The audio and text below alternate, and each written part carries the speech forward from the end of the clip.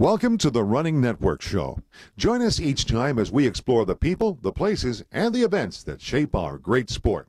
We are here with Tony Reavis, renowned for his calls of many races, including the Chicago Marathon, almost a legendary call. Tony, you have a Michigan connection. Well, I got a lot of Michigan friends. I mean, Greg Meyer is the original one because he moved from Michigan to Boston in 1978. Started working at the Bill Rogers Running Center, and of course I live 2 blocks down Beacon Street from Bill's store. So every day I go running with Bill and Greg throughout those glory years. And, hell, I dated a woman from Michigan, from Grand Rapids at one time. Oh, and, my heavens, it's live to tell a story. She couldn't help me, and neither could I help her. But no, I've just always had an affinity for Michigan people in the state of Michigan. Jim Barahall and John Cross, the president and race director of the Honolulu Marathon, are both UM grads from Detroit. Jim and his family still have a place up in Charlevoix.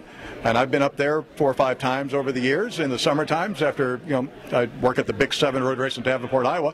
And I just like Michigan people. When are we going to see you next in Michigan? Well, you saw me a couple of weeks ago at Traverse City. I talked to the Traverse City Track Club. I don't know, I'm always, always looking forward to going to Michigan. I did Crim for many years, Old Kent. I don't know, I'm always looking forward to going to Michigan, but 2 or 3 days in the winter is plenty. Yes. Well, in Houston, you have a few tasks ahead. What do you look forward to in the next couple of days? Well, this is the great preview of the Olympic Trials Marathon for next year. So what everyone is really anxious to see is Ryan Hall back to being Ryan Hall.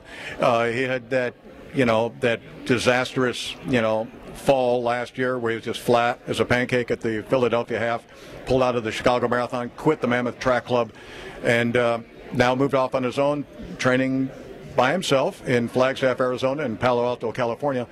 And we will see. Is the magic still in those legs? Talent doesn't go away. It's the same thing with Alan Webb.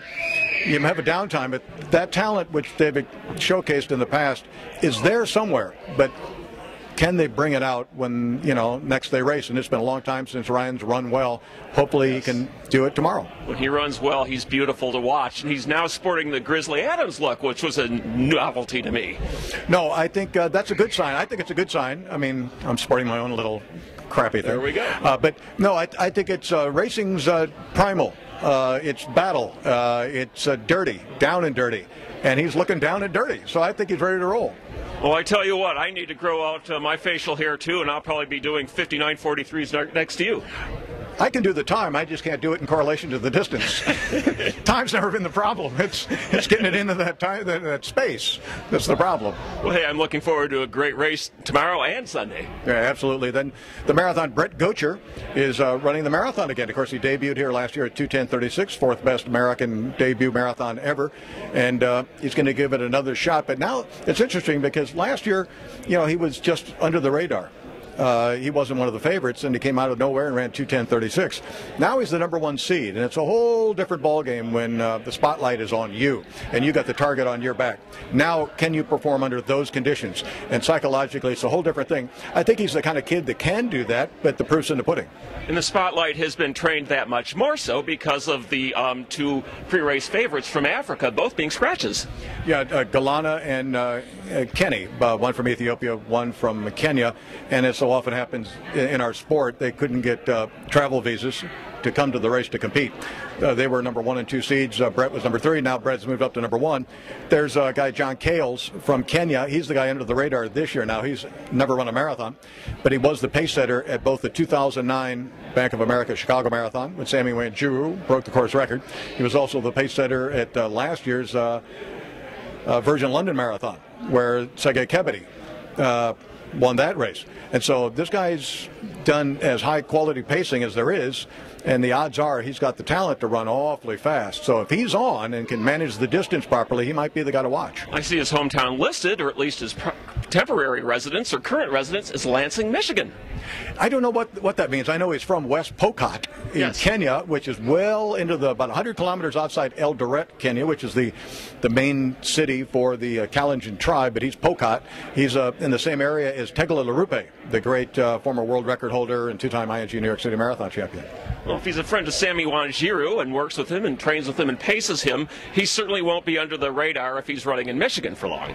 No, and he probably dominate the whole state could get together in a relay and he'd probably beat them. Yeah, that's the talent over there is just extraordinary. I mean, it's just extraordinary. And the thing is, what we only do is see the guys who make it through the process and be able to come to the United States or Europe or Asia to perform. But there's hundreds and hundreds that get wasted by the side of the road, broken machines. We just see the guys that come through, and it's almost like the old days of East German athletics.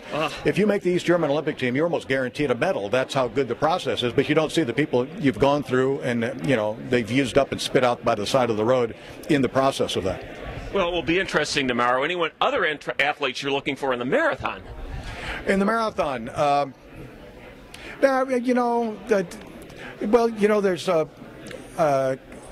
Kasim, Aishu Kasim from Ethiopia. We've had the last 4 winners in Houston on the women's side. Dire Tune and Teba Urkeso have each won the last 2. Now they're both not here. Of course, they've gone on to do great things at the higher levels.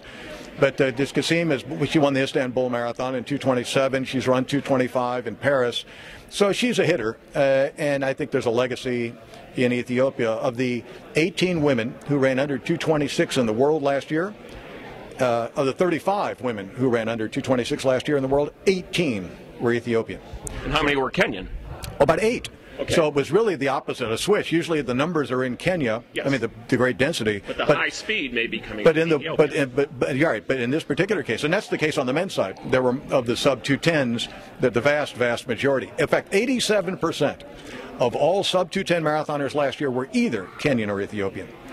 It was just extraordinary. 87%. 87 of the top 100 were from those 2 countries. So that's where people like Ryan Hall, Mebka Flesky, Dathan Ritzenheim, all those guys got their hands so full, because it's like we got 3 or 4 guys at that level, and they've got hundreds at that level. Yes, brilliant runners, but their work and their challenges are cut out. Yeah, absolutely.